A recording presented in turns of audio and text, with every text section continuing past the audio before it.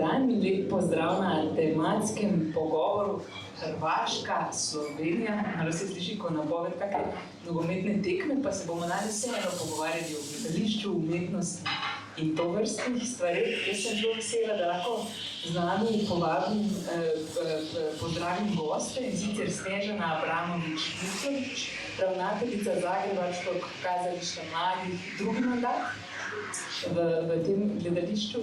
Potem Igor Ružić, hrvaški gledališki kritik, drugače tudi izvrsten poznavalec nekega širšega našega kulturnega prostora, katerega ocene lahko beremo tu in tam, seveda tudi v kakšnem slovenskem časopisu. Potem je tukaj Ivica Buljan, tokrat v funkciji ali pa v vlogi ravnatelja drame HNK, torej Nacionalnega zagrebškega teatra, ki ga vodite od leta 2014, in pa Igor Samobor, ravnatelj ljubljanske drame, tudi drugi mandat teče. Te stvari omenjam samo zaradi tega, ker bomo začeli debato z nekimi osnovnimi repertoarnimi usmeritvami oziroma vizijami teatrov. Pa me zanima najprej vprašanje za vas tri, za snovalce gledaliških programov. Kaj so neki osnovni postulati, neka vizija gledališča, ki jo imate, in kako se ta udejanja mimo nekih vsakokratnih repertoarnih izbir? Dobar dan, pozdravljam vas. Evo, ovaj put u ulozi ravnatelja drame HNK. Naravno, to je toliko kompleksna i široka tema da bih morao napraviti dugačak uvod da pokušam objasniti svoju viziju repertoara u odnosu na viziju repertoara koja je vladala dugo ranije. Onda sam odlučio zapravo započeti sa anegdotom. Od prije par dana gostovali smo s predstavom Ciganina, ali najljepši u Cankarevom domu.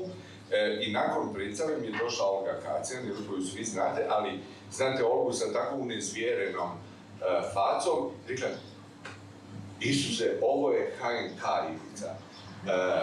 Kad kažem HNK, to govorim, takve sam faze radio ja, kad bi se prije govorilo o HNK-u, i kao kritičar i kao osoba koja se intenzivno u različitim segmentima bavila kazalištem. HNK je naime, barem iz perspektive moje generacije i kritičara, pa kasnije dramaturga i redatelja, bila kuća sa možda najstrože strukturiranim pravilima. Kad kažem pravilima, ona se odnose prije svega i na estetsku i na političku, ali onda na kraju ne manje bitno i na stil glume. Dakle, stil glume HNK se u Jugoslaviji percipirao kao zapravo najtradicionalniji.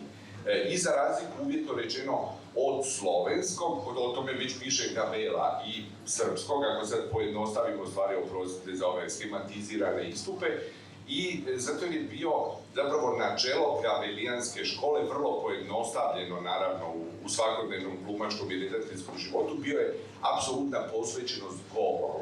Ali govoru koji je zadobio takve dimenzije da je izgubio zapravo vezu i sa stvarnošću i sa, kad kažem stvarnošću, naravno, teatar nikad i nije stvarnost, teatar na pozornici oživljava paralelne svjetove koji ne moraju biti isti, međutim nije pratio očito ono što se događalo niti u stvarnosti samog grada, a da ne govorimo o umjetničkoj sceni i Zagreba i Hrvatske i Evrope i svijeta tih godina. Dakle, moja prva, kad sam prihvatio na puno nagovaranja, to stalno razgovaram, jer moram odmah naglasiti, ja se nisam natjecao za to mjesto, nego na nagovor prijatelja, sam rekao ok, a jednom sam već bio ravnatelj drame HNK u Splitu i rekao nikad više, ali očito sam jako kolebljiv karakter koji se da nagovoriti sve zbog, pa ja bih rekao, društvene uloge, i to je još uvijek najveća motivacija koja me drži na ovom mjestu. I sad, odluka promjena repertoara se kod nas trebala dogoditi stvarno radikalno i naglo, u svim smjerovima. I to je učinjeno već od prve sezone.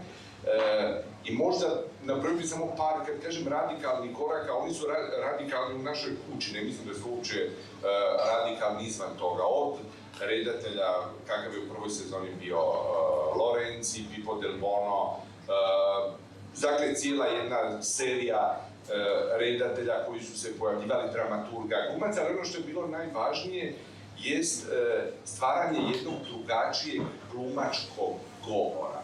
Kad kažem glumačkog, to je prije svega repertoar je otvoren prema suvremenim autorima, od kojih smo počeli naručivati drame upravo za naš ansambl.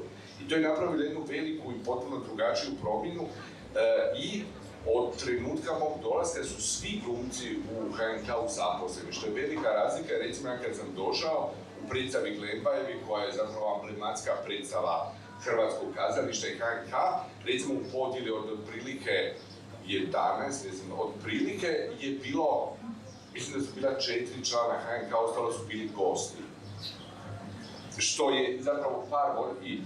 I ta praksa je ukinuta, danas u HNK-u svi angažirani glumci rade. To je već nešto što se čini možda vama izvan svijeta repertoarnog nacionalnog kazališta kao pa normalno je da rade, ali nije. Dakle, 40 godina ranije gotovo pola ansambla nije radilo. I mislim da je pravo na rad glumca jedna prva... znači, svi glumci su u teatru jer žele raditi, ne zato što ne žele, skrivaju se, samo moraju dobiti zapravo motivaciju da...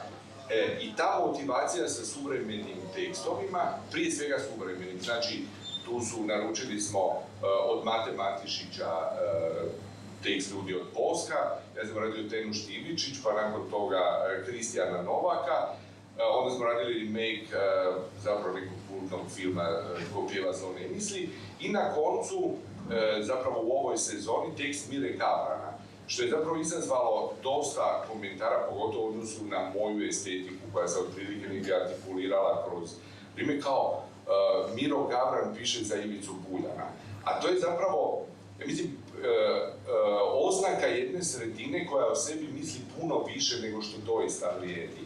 Pitam, u Zagrebu to govore ljudi bez karijera, Miro Gavran ima. Mislim, on je najizvođeniji hrvatski pisac u svijetu, napisao je 50-ak drama, ali zamislite, nikad nije bio dovoljno dobar da nastupi na sceni HNK, a na njoj su nastupali.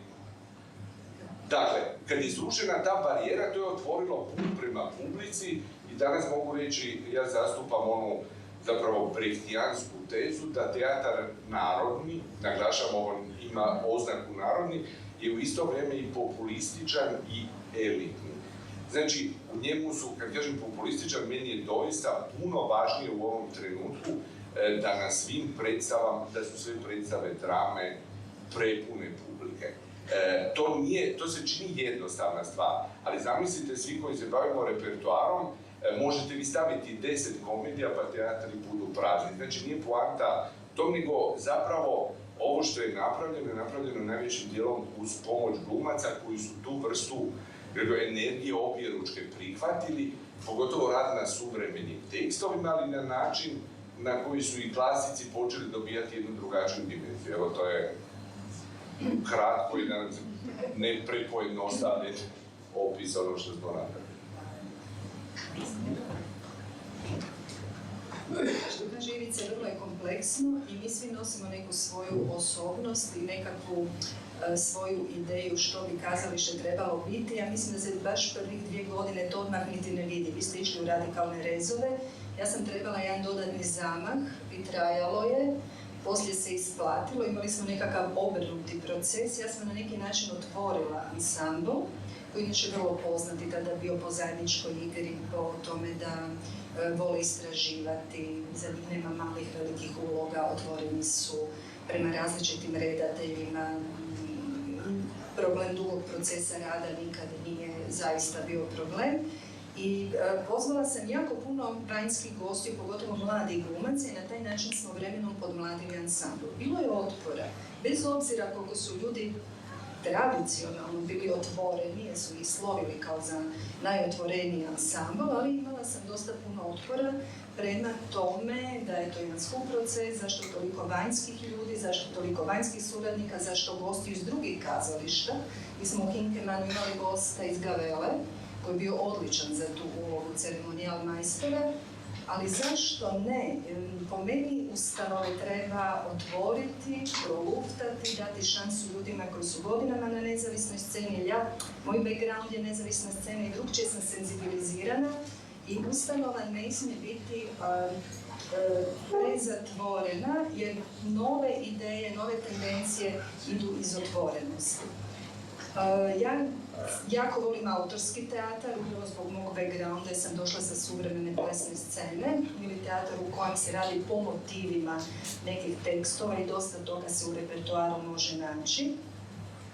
Ima dosta društveno angažiranih tekstova, ne zbog neke pretencioznosti da želimo biti društveno angažirani, ali nekako radimo refleks, to je, ne, nisam te prepoznala, radimo refleks na ne baš ugodna društvena zbivanja u Hrvatskoj, polarizacija društva, politička, ksenofobija, dosta toga se isprepliče, imamo beskrajno, nažalost, puno tema, kazalište je, nije stvarnost, ali nekako mislim da trebamo raditi predstave koje ljude jako motiviraju da razmisle, da budu angažirani, da ne gledaju samo entertainment predstave. Nismo naručivali tekstove, ja mislim da ima dovoljno suvremenih autora koji se rijetko izvode, jer naprosto nemamo dovoljno produkcija tijekom godine, tako da smo imali praizvedbe hrvatskih pisaca. Kristijan Novak će nam dati Zemlja, ono što nedostaje, Tomislav Zajec koji se Selma Spahić režirala. Evo Ivor Martinić će se sad postaviti sa svojom posljednjom dramom, dobro je dokumirano po redu. Dakle, posljednja Panda ili Statika Dine Pešuta u režiji Saše Božića, znači da hrvatski pisci, da i mladi pisci, uglavnom autorski teatar, do godine ćemo se baviti problemom u školstvu i bavit ćemo se isto tako pokretom Spasimo, koji je trenutno jako aktualan u Hrvatskoj, koji govori o obiteljskom nasilju. Znači, svi ovim temama koji se negdje guraju pod tepih, o kojem baš nije, kako bi rekla, nije društveno, nismo iskreni, postajemo sve konzervativni kao društvo, jako nam se crkva miješa u sekularno društvo, imamo puno toga, puno gorčine, imamo puno gorčine i mi kao umjetnici i stanovnici Hrvatske, ali ja mislim da je kazalište to neka katarzična sredina gdje tu gorčinu možemo isprati. Ne znam, sam odgovorila na pitanje, djelovično. Hvala, pozdravljeni. Ta naslov, malo pojasnil, to ni mišljeno kot nogometna tekma ali pa sploh tekma. Nastal je, ne vem kako v slučaju, ima nek marketinški dodatek.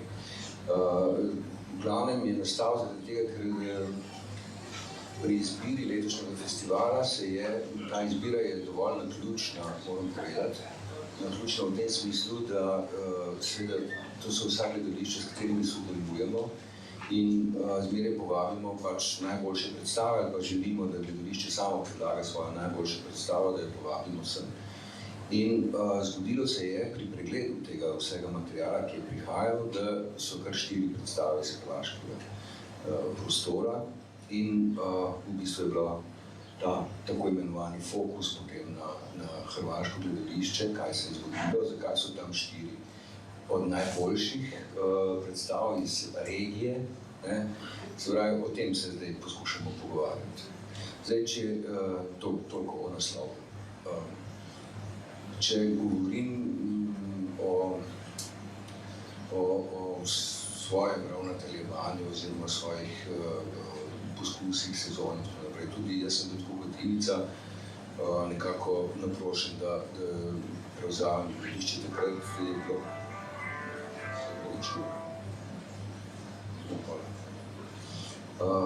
tudi jaz sem nekako naprošen, da prevzamem za tega, ker je bila ena serija nekih VD in tako naprej. Skratka, gledališče, ki se znajde v nekih kar naprej prehodnih situacijah, ne more biti v redu. In vem, da je recimo tam je Jernej sedi z njimi še z nekaterimi kolegi in gledališkimi sohodniki. Smo se veliko pogovarjali, kaj je zdaj z našim gledališčem za narediti. In moja želja je bila, da bi vsaka sezona imela nek fokus na neko določeno tematiko ali pa da bi neko tematiko, temo, ki nas vse nekako združuje ali pa o kateri se mi zdi, da je treba razmišljati ali pa ki jo je treba izpostaviti ali pa na njo obrniti reflektor, da bi ta tema bila tisto, kar veže predstave in jim daje neko skupno maso oziroma vezivo. In tako so bile pač naše sezone zmeraj poimenovane po nekih fokusih, od identitete, utopije, karikatur in tako naprej, do zdajšnje intima. Vse so bile pač vezane na nekaj, kar se nam je zdelo nek problem v svetu. Nekako smo se poskušali izogibati v svojih razmišljanjih, čeprav to seveda še zdaleč nismo, da ne bi razmišljali teh konkretno političnih trenutkov, teh barijer, vse to, kar je teh fašizmov in vsega tega, kar zdaj nastaja. To je vse itak prisotno pri vsakem umetniku, ki začne s tem, ki začne nekaj delati pri nas. Seveda je pa tako, kot Ivica pravi, jaz sem prišel na malo drugačno osnovo, kot je on lepo povedal. Jaz sem prišel na gledališče, ki je imelo svojo tradicijo, ki je bilo zelo izoblikovano, kjer je igralski ansambl zelo visoko kotiral in bil enako prepoznan kot ansambl, ki dela skupaj, pa dela posamezno, pa in tako naprej. Zelo visoki umetniški dosežki. Se pravi, tukaj je bilo drugače, tukaj je bilo treba to poskušati vzdrževati ali pa še nekako nadgrajevati celo pač to igralsko pokrajino. Tukaj pri nas se je zgodil en strašen genocid, kar se tiče teh gospodarske krize in vsega tega. Mi ne moramo zaposlovati mladih ljudi, jih lahko samo vabimo na neko prekarno delo in tako naprej. To je naš, recimo, največji problem. Zelo malo imamo teh možnosti, kar se pozna potem tudi seveda na ansamblu. Zelo veliko je gostov, zelo veliko sodelovanja z akademijo, ki ga mogoče prej ni bilo. Skratka, zdi se mi, da je ta preplet mladosti in naše neke tako imenovane izkušenosti, kaj že to je, da je treba, če nimaš drugačnih možnosti, da ga je treba, pa to ni umetno, ampak da ga je treba zelo vzdrževati, zelo je treba prepletati. Nekaj poskusov je, mislim, vsaka predstava seveda govori po svoje in vsaka predstava poskuša, vsaka režiser ali pa vsaka ekipa poskuša doseči nek svoj maksimum zmeraj, to sploh ni vprašanje. Dosegli smo nekaj trenutkov, se mi zdi, v teh 6 letih, ki so pripili neko običajno prepričanje, kaj drama sploh je. Recimo, en od takih je bil Kralj Gibi, en od teh trenutkov v gledališču, kjer se je neko snovalsko gledališče preselilo na velik oder v drami in to je bil tako rekoč v tistem trenutku velik škandal, kar je bilo meni zelo všeč, ker se mi zdi, da gledališče mora purkati, zadeve ne sme ostati neopaženo. Ko se 14 dni kregajo v časopisu, kaj je zdaj to prav ali ni prav, se mi zdi, da je to edino pravilno. Žal mi je, da se to večkrat ne zgodi, oziroma kljub recimo nekim velikim poskusom, se mi zdi, da v gledališču škandal ne more več dobiti nobene prave teže, ker so naši mediji ali kakorkoli že, splošno zanimanje je zelo ali navajeno, ali rahlo uspavano, ali kako že. Tukaj je seveda treba najti neko novo injekcijo, ali jaz ne. Ampak to poskušamo vsako leto, včasih hrata, včasih ne. Evo, pa Igor je že omenil, da imamo to srečo videti kar 4 predstave v tem enem tednu drama festivala. Gledali smo že gostovanje iz Rijeke, včeraj smo gledali predstavo ZKM-a, danes nas čaka glumica oziroma igralka in 6 oseb išče avtorja za zaključek festivala.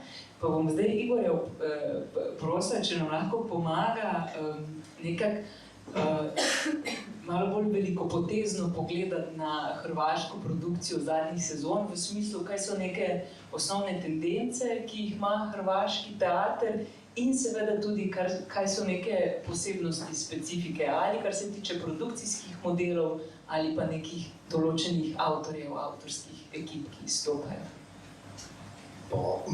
Ispričavam se, ovaj kolonijalizam da se govori na hrvatskom uvijek u Sloveniji, da svi pristaju na to mi se jako sviđa, uvijek se osjećam ovdje malo kao Englec.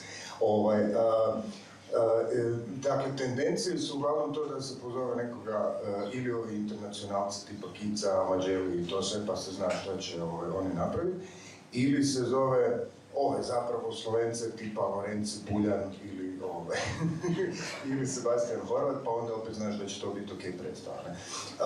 Jer ovi pokušaj, recimo sa Mirom Gavranom, što je, koji je bio ovdje spomenut, o njemu možemo razmišljati na ovaj ili onaj način. Davno je bilo rečeno da kad smo nešto kao internacionalno nešto, kad se na sterinom nađu svi na pivi, onda je bilo pitanje da neće dijete pitalo gdje bi šta studiralo i onda je bilo nekako nakon 15. pive, otprilike se došlo do zaključka da ako hoćeš studirati režiju, onda ideš u Ljubljanu, ako hoćeš studirati dramaturgiju u Zagrebu, ako hoćeš studirati glumu, onda u Beograd. Ili u Novi Sad, ali u principu u Beograd. I otprilike to je ta neka veza. Ja mislim da su to sve modeli, svi ovdje više manje plivaju u otprilike istim 100 eura više manje modelima. Drama može biti, drama ima malo više prostora, pa ima malo više repertoara, pa onda može svake godine kad gledam repertoar, baš onda se mislim, kako on, lako je njemu kad može toliko naslova staviti. Bojim se da drugo dvoje ravnatelja ovdje nisu u takvim pozicijama, ovi koji imaju manju scenu nemaju para za nju, a ovi nemaju manju scenu, možda bi pare našli, ali nemaju, jednostavno to pokušavalo se, nije da nije sa Ferlinom i sa Velesajmom i kako i sa Kojićima, ali na kraju zapravo ništa od toga nije se pokazalo kao funkcionalno. Na kraju ostaje ipak ta jedna jedina zgrada. Što se tiče ovog prekarnog rada, to je onako bolje, oni znaju, mislim naravno da stalno pokušavaš nekako navući neke mlade ljude, neka nova lica da se vidi koja će možda ostati. S druge strane, pola ovih ti snima, ja razumijem šta to znači, mislim, kad sam ja bio izbornik festivala u Splitu, mene su glumci sami zvali mjesecima unaprijed, samo stariji, možeš samo reći, molim te, da li mi prolazimo ili ne, o tome visi jedno snimanje, onda visi još i neko drugo snimanje o tome. Dakle, doslovno oni tako računaju naprijed, baš njih briga o predstava dobra ili nije dobra, ili da li će ići na festival ili neće, nego samo da zna reći ovima na visu da li da pale kamere ili da ne pale. Tako da, to zaista jest, to je više križaljka i ono što je Krešo Dolenčić davno kad je vodio Gavelu rekao, ja moram znati i kad se kome dijete upisuje u školu i kad ko ima zubobolju, kad je ko trudan ili nije trudan i sve ostalo. Dakle, to su modeli kako se to radi. A sad ovo repertoarno kažem, što se mene tiče, da, ja mislim da je recimo u ZKM-u kontinuitet koji se dogodio nakon, dakle ono što je bitno, a možda ne znam da li publika zna, dakle Dubravka Vrgoč je vodila, gdje je Dubravka Vrgoč, to je otprilike Ivica Buljan, oni su vodili ZKM 8 godina, je tako, i onda su 10 i onda su otišli u HNK, gdje je onda Buljan napokon postao i službeno direktor drame, a u ZKM je došla Snježana Abramović-Milković koja je onda zapravo nastavila tu neku repertoarnu liniju sa više manje istim uspjesima ili, mislim, jer se uvijek uspjesi se kad se poslije zbrajaju, onda izgledaju kao da su fantastični, onda kad malo bolje pogledaš, 5 predstava, recimo 5 produkcija godišnje, 2 su fantastične, ove 3 možda i nisu tako fantastične, ove 2 svi pamte, pa onda to 10 uspješnih godina, a kad podijeliš nešto i pomnožiš, onda dođeš do nekih konkretnih rezultata, što je opet bolje od konkurencije, pa si onda ti super, tako to se proji u svemu, pa onda i ukazališ rezultata. Dakle, htio sam reći samo ovu stvar. Svaki put kad dođe neko slovensko kazalište u Hrvatsku, imamo taj problem sa jezikom i to da se izgubilo. Ja se sjećam jednog divnog monologa koji je držao baš Ivica Buljan kad je gostovao u ITD-u Šne Vithen. Ja mislim da je Ivica Buljan izašao i na scenu i održao ovako, iz glave, 2 kartice govora o vezama slovenskog i hrvatskog kazališta. I mislim da to niko ne može se nadmašiti. To, tu meni, samo mi je sve sjelo na mjesto, sve što sam čuo od kakvih ljudi putem ili na ovaj ili onaj način neke detalje, neke povijesne anegdote, neke veze. Oni to, ne znam zapravo koja je veza, zašto je to uopće bilo važno. Veronik Drovci igrao u tom.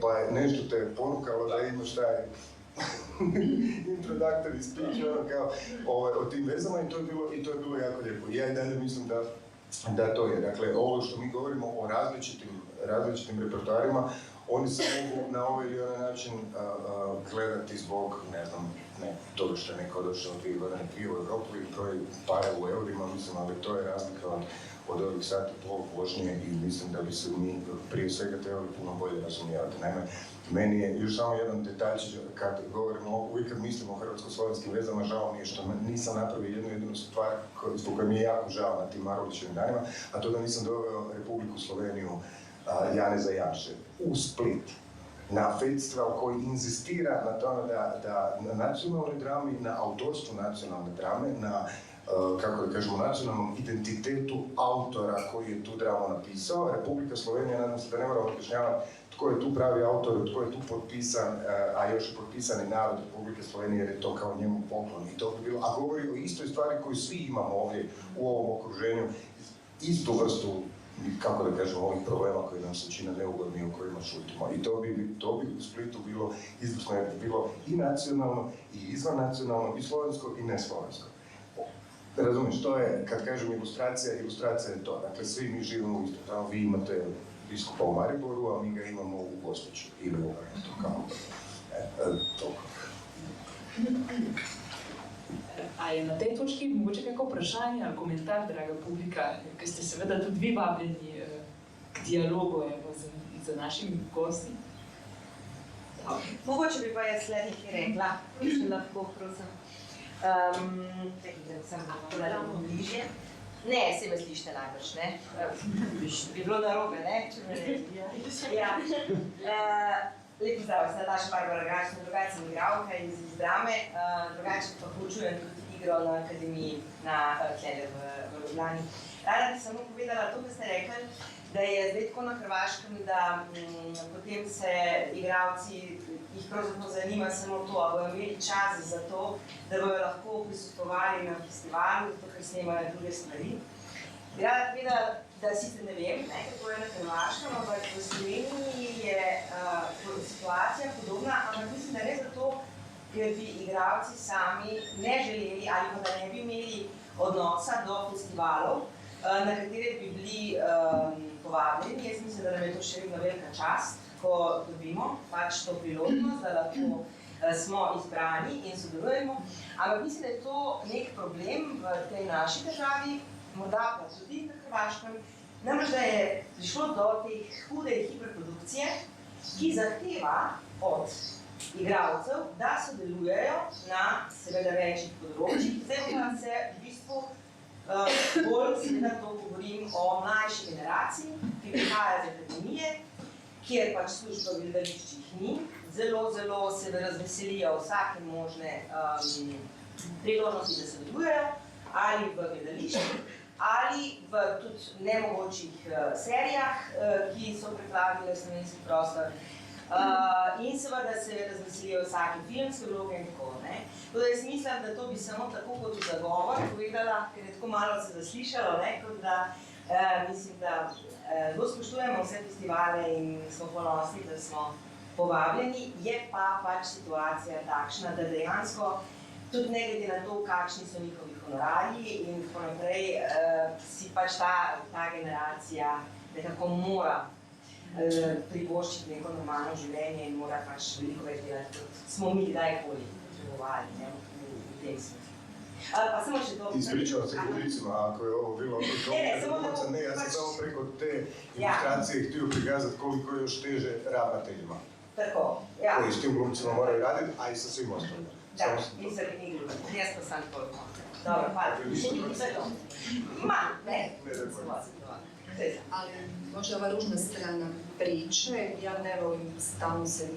Prestala sam se žaliti kukati da li imamo novaca, mislim nemamo novaca, jako smo limitirani ustanovama sa ne samo čudnim zakonima o radu, sa fiskalnim zakonima, znači nije jednostavno. Jednim ansamblom i administracijom koji će ispratiti ravnatelja, dočekati nekog druga, oni znaju da smo mi prolazni, tako da to nije isto jednostavna uloga, pritisnuti smo statistikama, pritisnuti smo pozitivnim bilancom računa, to se jako gleda, znači imamo jako puno pritisaka, mislim kazalište nisu statistike, ali se statistike sve više i više gledaju.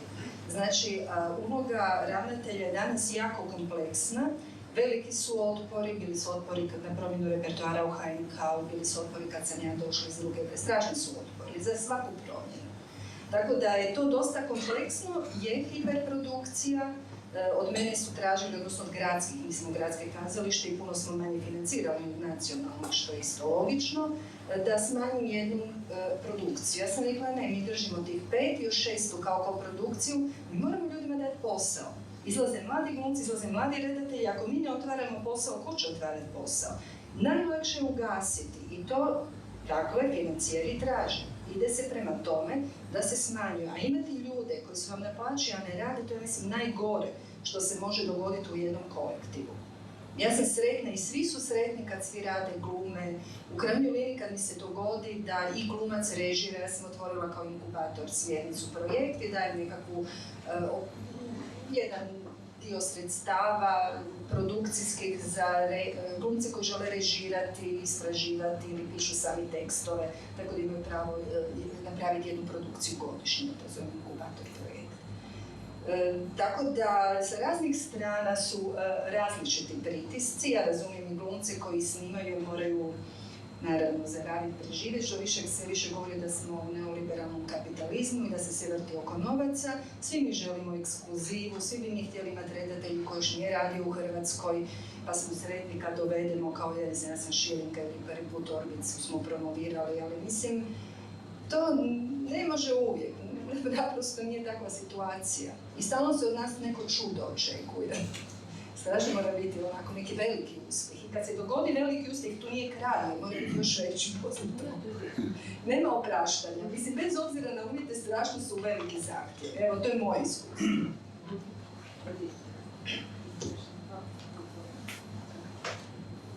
Pa, evo, da se ne bomo v te produkcijsko-finančne mline preveč zapletli, mogoče, če gremo malo v vsebino. Zdaj, lahko se seveda pogovarjamo o vsem tem, kaj nas druži, kaj druži celoten v resnici evropski prostor ali pa ta naš prostor neke bivše skupne države. Mene pa bi vseeno zanimale specifike, ki nas nekje ločijo. Obstajajo neke določene teme, ki se na Hrvaškem obravnavajo, pa se v Sloveniji ne, ali obratno.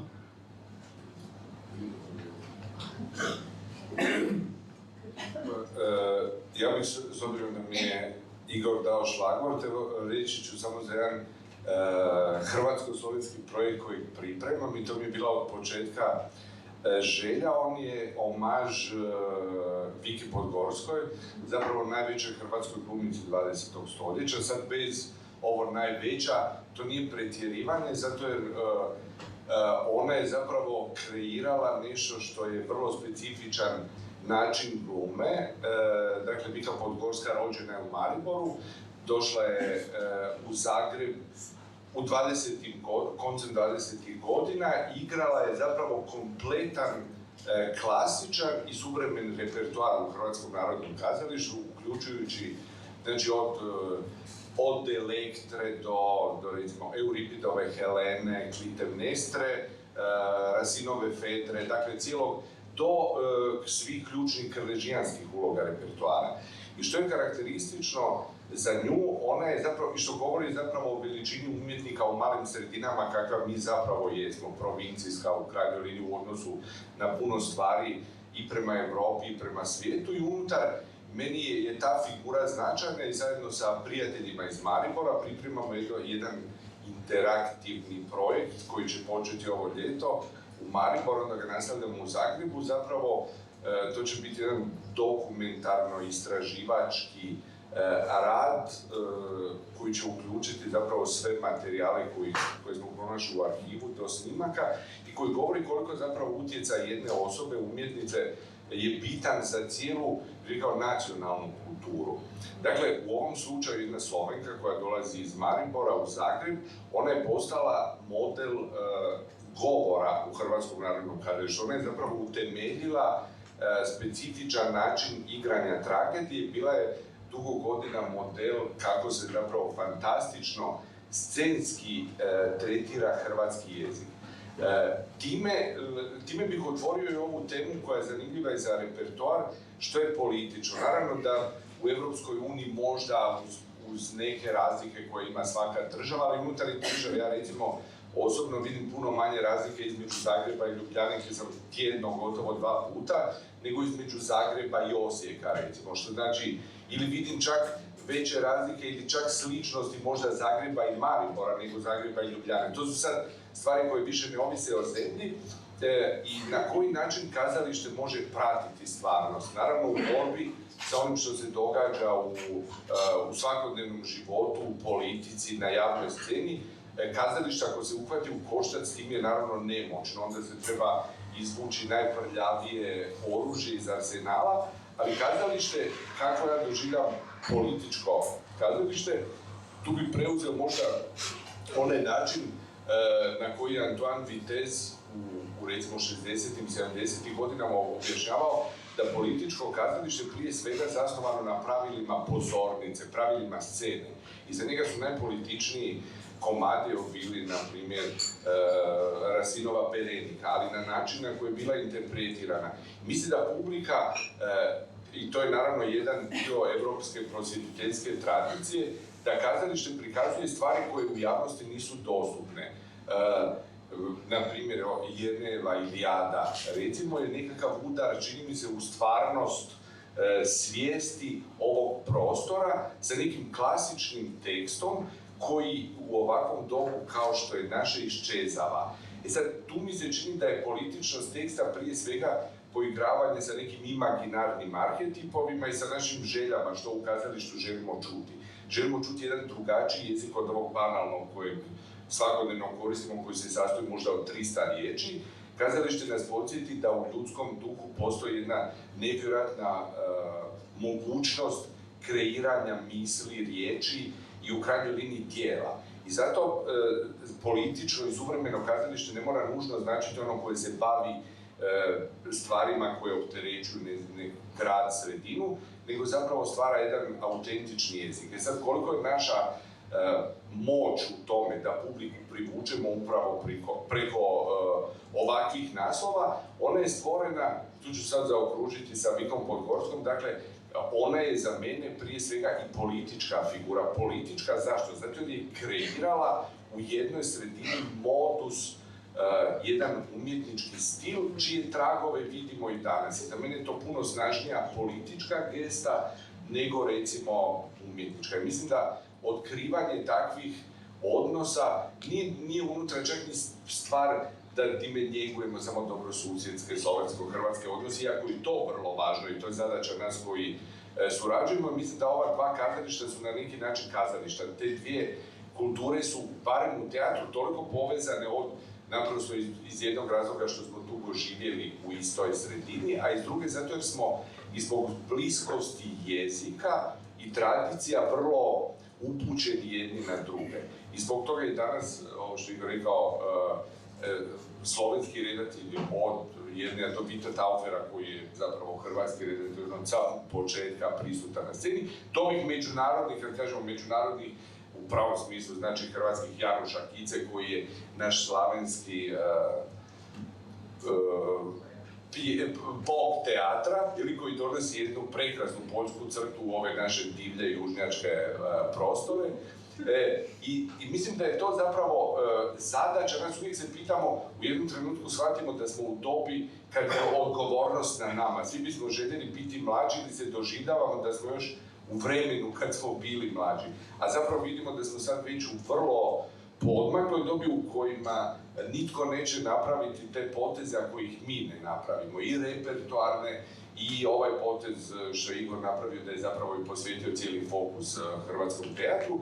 Mislim da je za mene, iz moje perspektive, zapravo ideja rušenja granica. Ja doista tu granicu i zbog osobnih razloga i umjetničkih ne doživljavam, ni čak i tu fizički ne percipiram ju kao prepreku za rad i u Sloveniji i u Hrvatskoj, ali mislim da su ove svijetle figure poput Vike Podgorske nama zapravo puno više poticaj da i političnost i angažman izrazimo preko pozornice. Ja u svojim intervjuima, izjavama mogu kao umjetnik možda uputiti na neke pojave, skrenuti pažnju neke, ali to zapravo nije moj medij. Moj snažan medij je pozornica.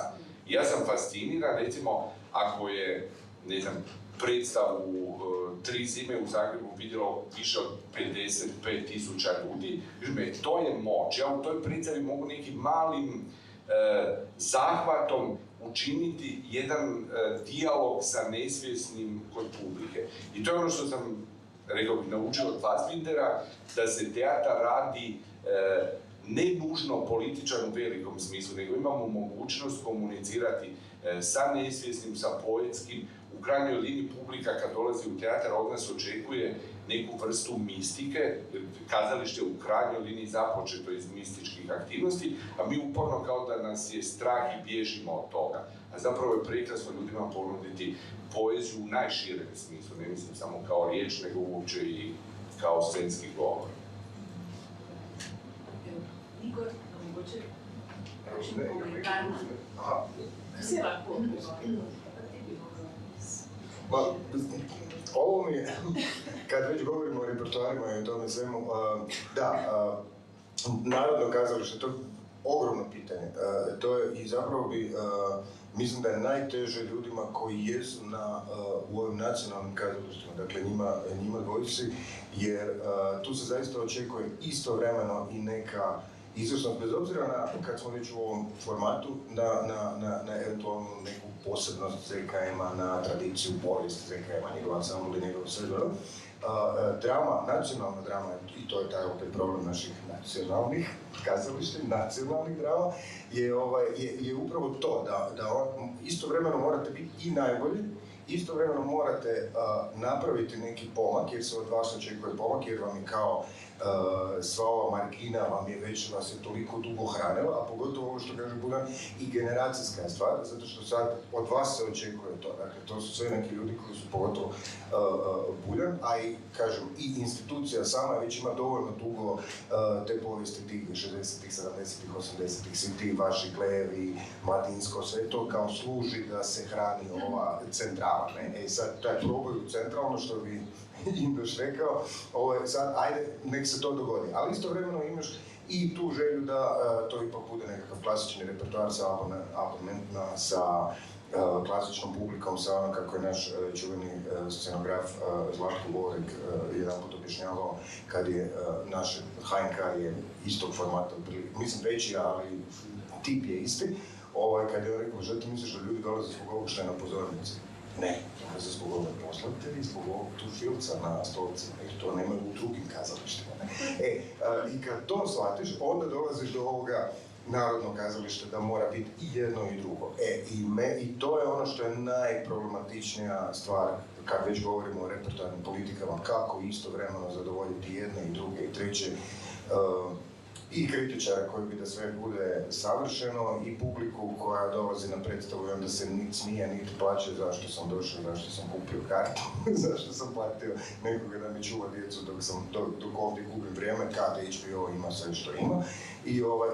I to je ovo o čemu sad govore, to mislim da je i Samobor u istom takvom problemu. Dakle, kako istovremeno držati razinu, dakle, neke apsolutne uspješnosti u svim razinama koja stoji iza nacionalnog kazališta i financiranja u krajnjoj liniji i svega ostalog, i kako neku tu granicu probiti. I tko je danas uopće više taj ko bi trebao probijati granice. Ne?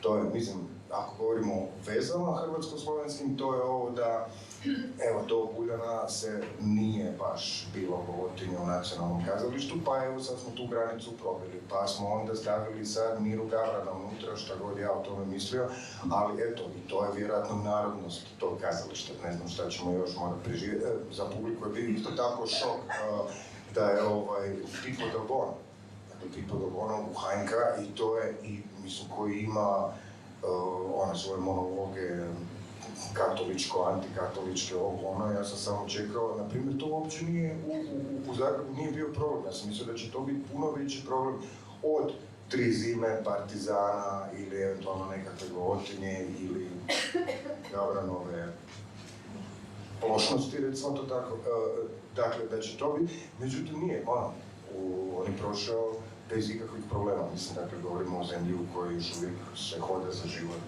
i protiv ovih i onih drugčijih, ne, Pippo D'Abona, recimo, u HNK prošao više, to je, recimo, vi niste imali takvu vrstu ekscesa, to je takvu vrstu, kako da kažemo, krupnijeg koraka, ne, pa sad možda je to ova razlika sitnijih koraka ili baciš Bogu pa da vidimo što će nastati nakon toga, ne. Jaz bi samo to povedal, da recimo, ker smo prej začeli s temi, kako je kdo začel pa tako naprej. Ena stvar, ki pa sem zdaj vmes začel razmišljati o njej, je gledališče drama je skozi celo zgodovino neke vrste elitistično. Zmeraj je narodno gledališče, zmeraj neke vrste elitizem. Moja velika želja je bila odpreti in narediti to, kar piše tam vmes narodno. Seveda poskušal sem, da tega ne bi delal z repertoarji, ampak da bi naredil z širino repertoarja, širino vsebin in tudi z dodatnimi nekimi interesnimi druženji ali z nekimi dodatnimi možnostmi. Dali smo veliko nekih vsebin, ki so nekako hišo naredili kompaktno. In zdaj po recimo 6 letih lahko rečem, da so nekatere zelo dobro zaživeli, nekatere niso in bodo šle, ampak se bodo pojavile nove. Ampak se mi zdi, da je to ta živost, ki jo je ta hiša potrebovala. To je recimo bila neka moja naloga in se mi zdi, da je tudi na tej točki sem kar nekako zadovoljen. Zmeraj je pa seveda tudi drugih točk zelo veliko. Kar se tiče, moje tako osebno prepričanje je, da je, zmeraj govorimo o tej aktualnosti, vse bo se ta aktualnost, a bo to aktualno ali ne bo aktualno in ne vem kaj. Vse, kar delamo, je aktualno, zaradi tega, ker živimo v aktualnem času, ker sem jaz aktualen in ne morem drugače biti kot aktualen. Jaz nisem neki od ne vem kot in nisem zdaj. Kar se tiče političnega gledališča, zadnjič smo tukaj tiskovno konferenco in je Vito Taufer rekel eno ključno misel. Namreč današnja slovenska scena, gledališka scena je razdeljena med aktiviste pa med tako imenovane tiste, ki niso. Kaj so, ne vemo, zdaj, zato ker nam noben noče dati niti imena, svoje nekaj starega smo. In je on povedal eno stvar in je rekel, v vsaki umetnini je politika. V vsaki politiki pa ni nujno umetnine. Mislim, to je v bistvu to, kar si prej ti govoril, se pravi, da se itak dotikamo kar naprej teh splošnih tem, kar naprej o njih govorimo. Dnevno časopise je nekaj, kar si rekel, da je ta običajni govor s 300 besedami je nekaj, ta plemenitost, ta fascinacija z odrom in z vsem tem je pa nekaj drugega, mislim. In predvsem je pa nekaj, kar se mi zdi, da se zdaj zelo rado pozablja, da gledališče je, mislim, teater obstaja zaradi ljudi, ne obstaja zaradi umetnikov. Umetniki obstajajo zaradi ljudi, to se mi zdi, da je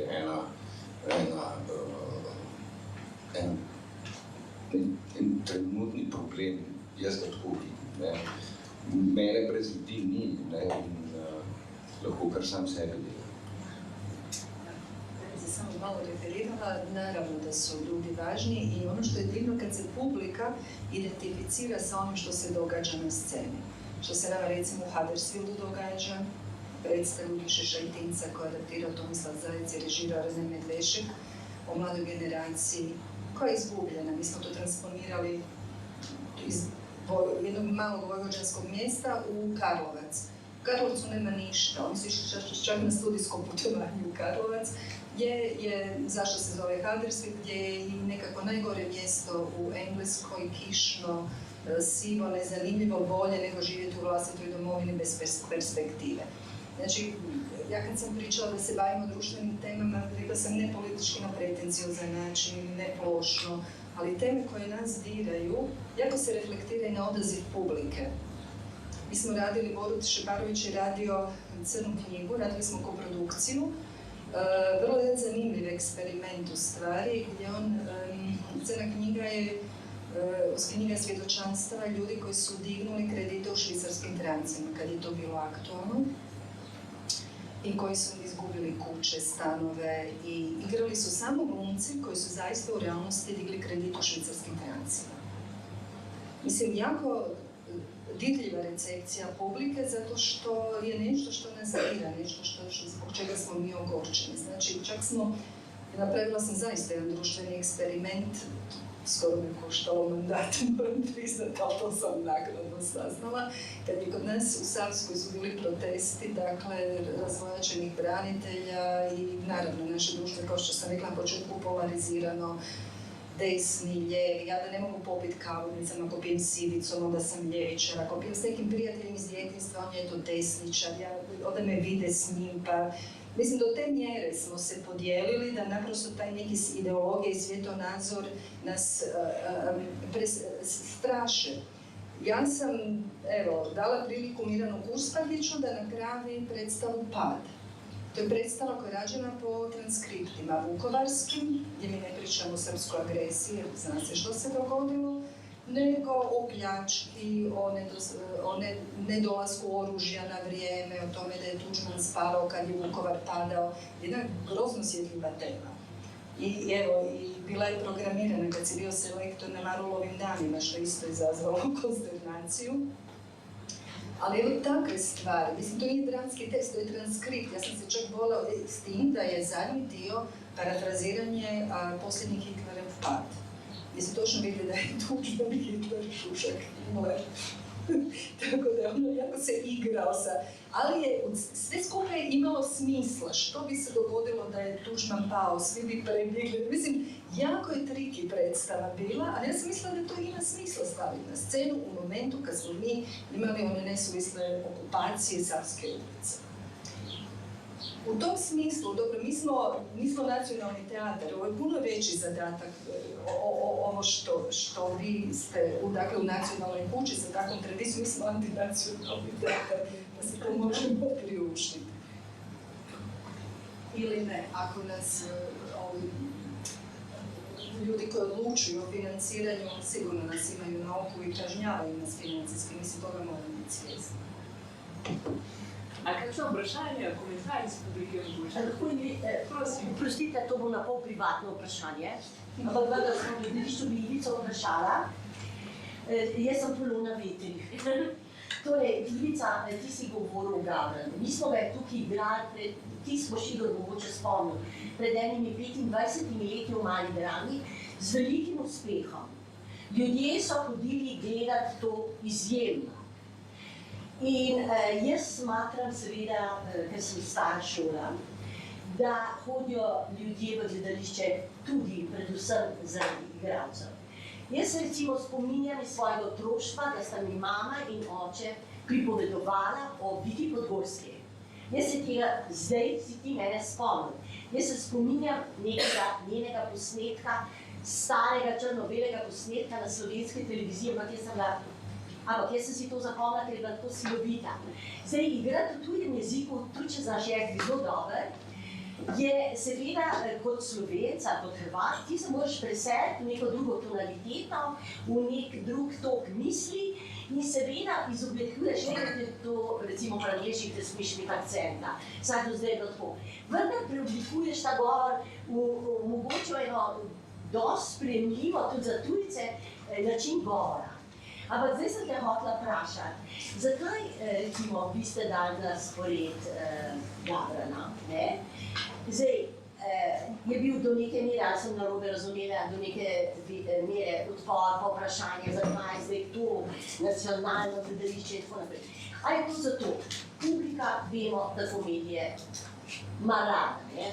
Saj zdaj govorimo o plemeniti komediji, ne o to, kar gledamo, da bomo menila kje. Dobro, se sem tudi jaz že v kakšni slabi igrala, vredno. Potem,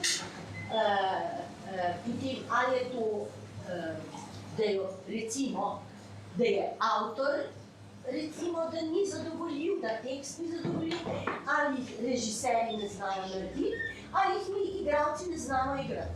Nekaj od tega mora biti. Vendar pa ljudje želijo gledati pravo komedijo. Ali pa je tudi mogoče nekateri zelo površni opazovalci gledališča, ki jih je zdaj malo preveč pri nas, pa verjetno na Hrvaškem tudi, ne razumejo, ker razumejo samo en stil gledališča, en stil igranja ali pa mogoče dva, ostalo pa za njih ni sprejemljivo, ker še premalo vejo. No, kaj se? Ovo je stvarno i za mene najosjetljivije pitanje oko kojeg se na neki način sam doživio otvoreni prezik na kojeg sam računao. Uvjetno rečeno lijeve alternativne scene koju sam recimo tim potezom izdao, ali taj potez je bio planiran već kad sam pristao doći u HNK i kad smo Dubravka i ja razgovarali zapravo koji autori u najširem smislu nisu do sad bili u HNK-u. Tu uopće ne uračunam samo domaće strane, nego naprosto koji su, sad ću samo, ne znam, spomenuti Mate Matišić, koji je recimo možda jedan od, jer zbilja ima zanimljivih dramatičara. Nije do sad radio, Rene Medvešek, Matija Ferlin, Bobo Jelčić, Jernej, evo, kad je tu, znači, cijela jedna serija ljudi koji su u zrelim fizičkim godinama, ali prije svega u zrelim umjetničkim godinama. A jedno od velikih pitanja hrvatske scene je Miro Kavran. Dakle, to je najizvođeniji autor u Hrvatskoj, ali u inozemstvu neusporedivo najizvođeniji od svih. I sad, pitanje je bilo, on je, ja bih rekao, ako našu sredinu, to možda samo zbog kontekstualiziranja, to bi nešto što bi među mojim prijateljima u Francuskoj taj tretman ima recimo Jasmina Reza. Teško ih mogu uspoređivati jer naravno autori su drugačiji. Govorim samo o kontekstu što na ljevoj intelektualnoj sceni u Francuskoj znači Jasmina Reza. Znači buržoaska autorica bulevarskih komedija. Govorim sad samo o klišejima. Zanimljivo je da recimo već u njemačkom području, na primjer, ili na primjer, predstavu Jasmine Reze je postavio i Kristijan Lupa, koji je ekstremni zastupnik autorskog interpretativnog kazališta. Dakle, to je već zanimljivo. Pa onda Luc Bondy, Thomas Ostermayer. Znači, kako je moguće da autori koji su doista autori rade te? U Hrvatskoj, naravno, teško se mogu uspoređivati, ovo sam dao samo kao nekakav evropski primjer zbog možda mlađi koji ne poznaju tko je Miro Gavran. On je kralj hrvatskog bulevara. Ali je pitanje, dakle, HNK, kad smo skidali ovu pozlatu, kažem pozlatu lažnu, dakle, dogodilo se da se u HNK, kad sam došao, kod glumaca doista jednog dijela bio petrificiran način govora i uopće scenskog izraza. To svi vi koji ste relativno zreli, koji ste se susretali ranije s HNK-om, znate. HNK imao stil, ja kad sam došao na prvim koji je nepodnošljiv, ali HNK, znači ne govorim individualno o glumcima, i zanimljivo kako se u godinu dana radom s autorima najrazličitijih provenijencija, taj stil, dakle, nije to osobni stil kojeg su glumci unijeli unutra, nego je jedna lažna malograđanska škola pogotovo ta postgavelijanska tradicija u Hrvatskoj koja u svom trećem nastavku je potpuno izgubila vezu sa izvornikom. I, dakle, ista ta, s jedne strane, liberalna sredina jednako prezire Miru Gavrana, a sama je zapravo prepuna malograđanskih predrasuda. I kad joj se pred lice ukaže autor koji je upravo to, ona je zapravo zapanjena. Sad, a na toj pozornici ponovno naglašeno su se izvodili takvi besmisleni pamfletski tekstovi koji nisu smetali. To je ono što me u pravom političkom smislu zanima. Znači, ja sad govorim vrlo paušalno, kažem sve u cilju objašnjavanja ovo. Znači, zanimljivo Miro Gavran koji se smatra uvjetno rečeno konzervativnim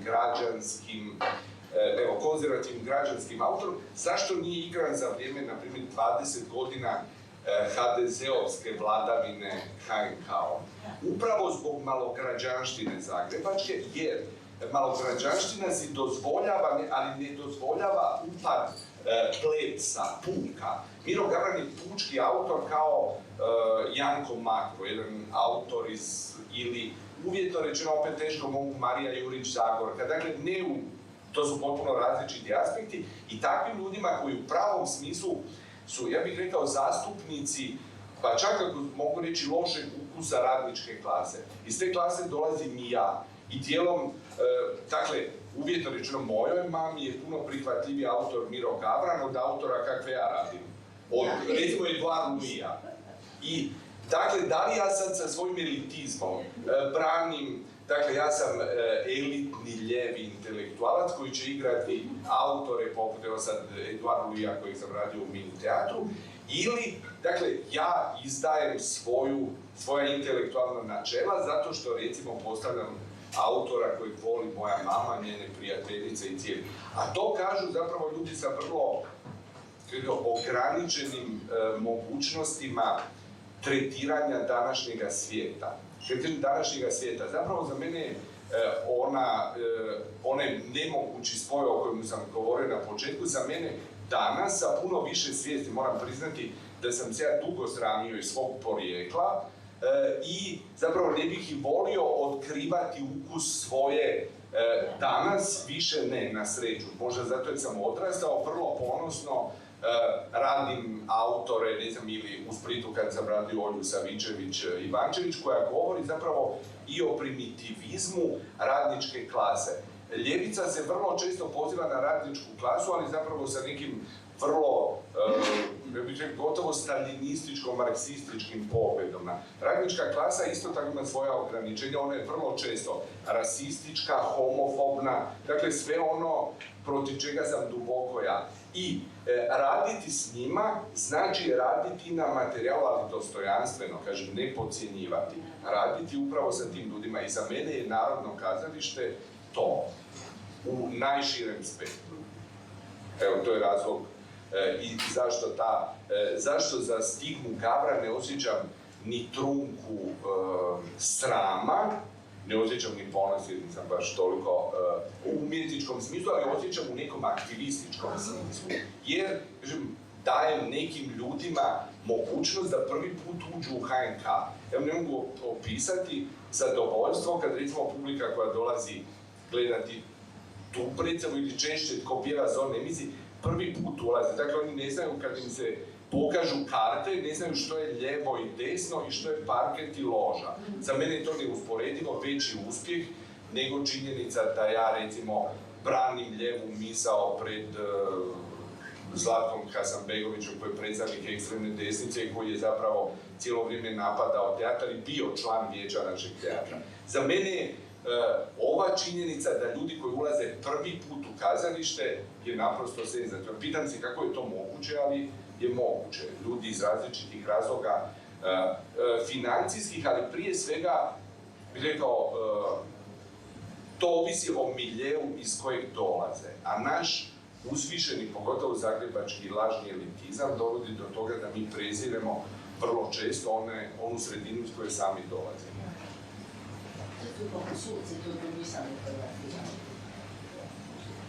A še kako vprašanje komentar?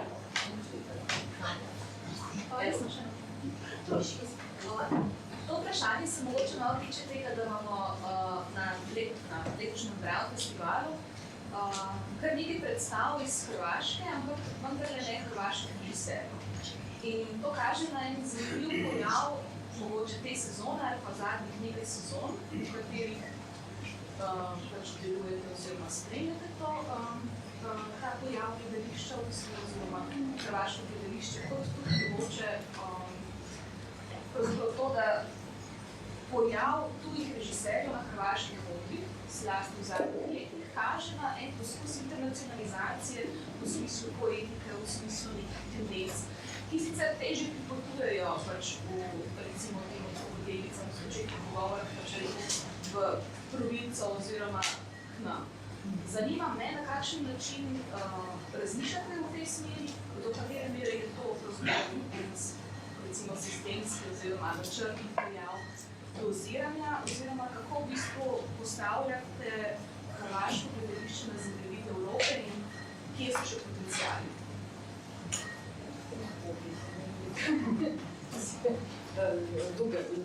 Dugačak odgovor.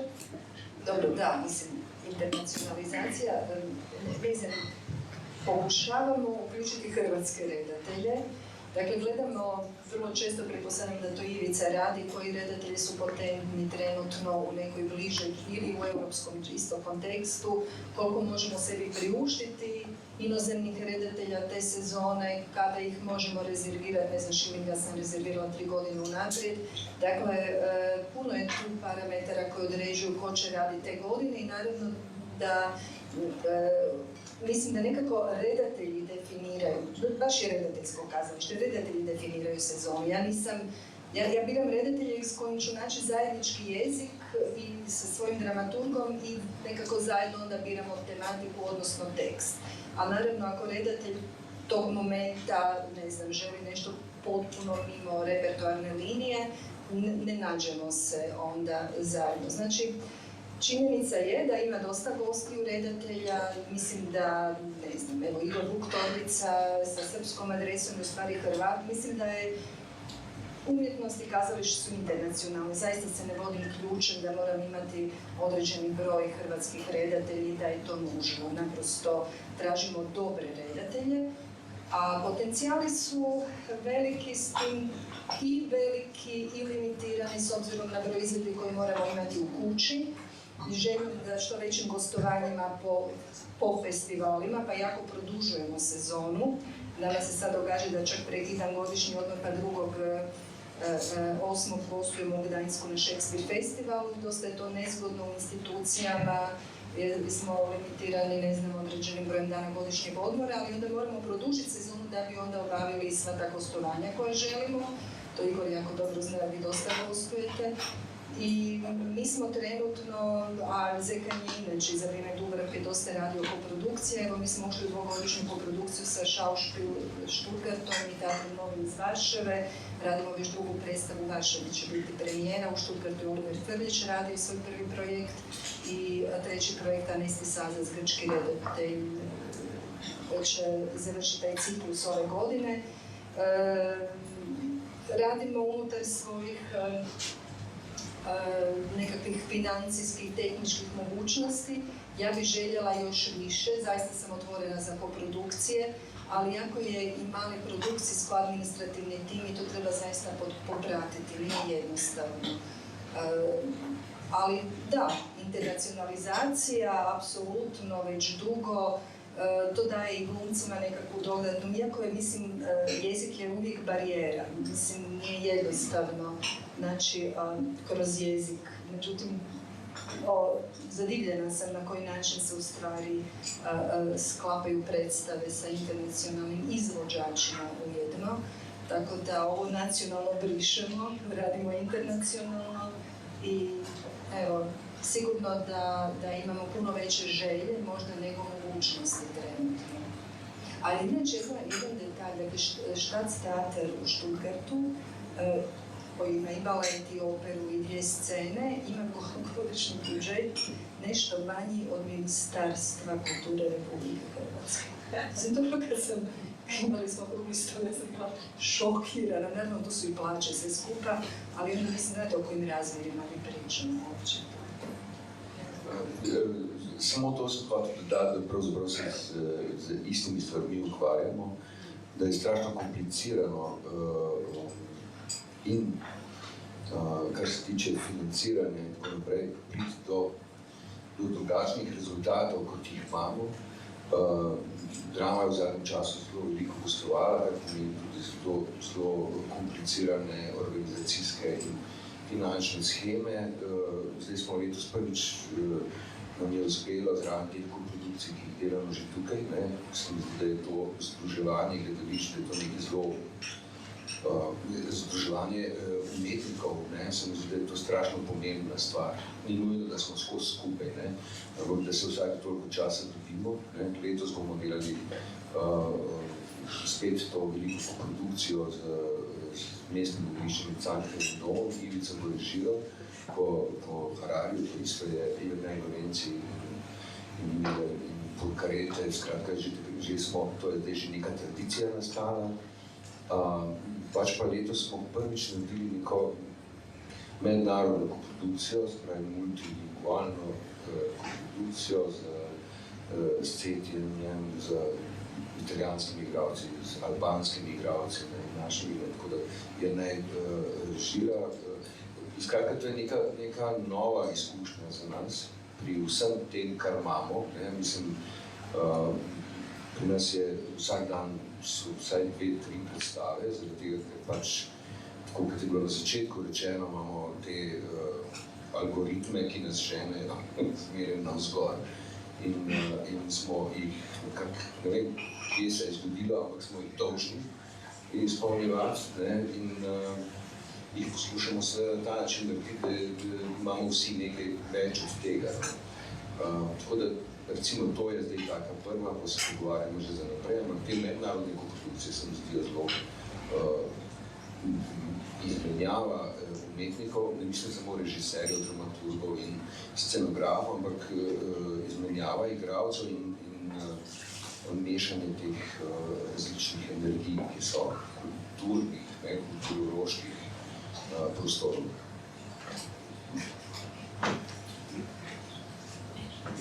Mislim da smo mi u jednoj zapravo povlaštenoj poziciji u odnosu na velik dio Europe i svijeta. Mi još živimo u prostoru koji ima ansambl teatre, što je, ja se plašim da bi se to u budućnosti vrlo brzo moglo okrenuti kao recimo u Italiji. I tu prednost stvarno moramo iskorištavati i braniti kako je do zadnje kapi umjetničke krvi.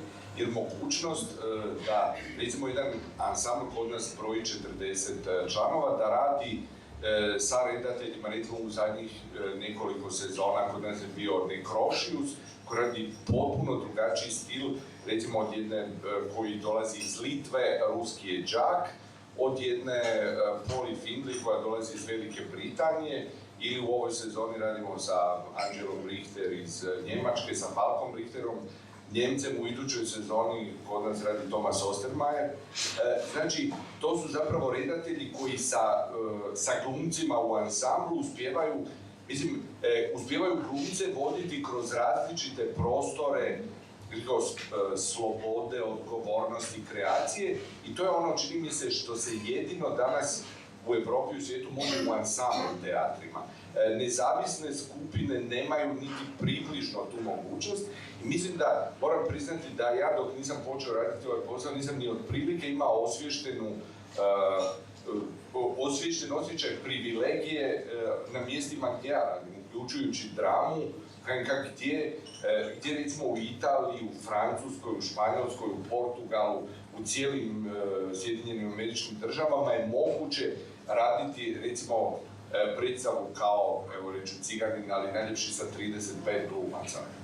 To, a u HNK-u se to može, u drami se može i znači ta vrsta, to je neka privilegija koju se ne smijemo odreći. I mislim da ona onda izaziva na ovo, dakle, neko otvaranje u malim sredinama poput naše je zapravo zadatak.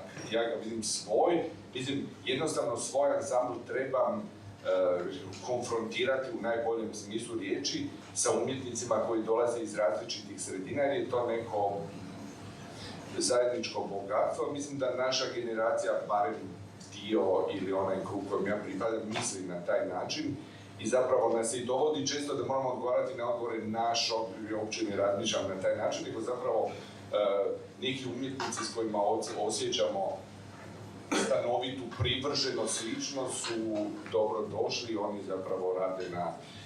Pogledajmo, 60-ih kad je bilo neusporedivo teže surađivati. Znači, 60-ih u doba avangardi, recimo u Sjedinjenim Američkim Državama, u Francuskoj, prvo je bilo teško doputovati čak iz Europe negdje. Danas kad imamo puno više mogućnosti putovanja razmjene, mi se zatvaramo i počnemo, a da ne govorimo o financijskom aspektu. Naš ovaj lož o kojem govorimo je još uvijek toliko visoko bogat da nismo toga ni svjesni. I znači, ne može nam biti opravdanje da nemamo novca da pozovemo, ne znam, umjetnika. Mislim da je naša delikatna odgovornost i ovo da pozivamo i